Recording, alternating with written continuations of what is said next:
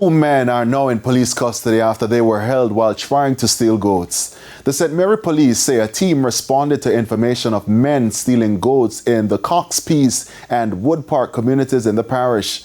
The officers, on reaching an area known as Dressing Key, intercepted a Probox motor vehicle. The driver attempted to elude the police but lost control of the vehicle, which went off the roadway and collided into an embankment. The two men aboard were arrested and are expected to be charged soon for predial larceny.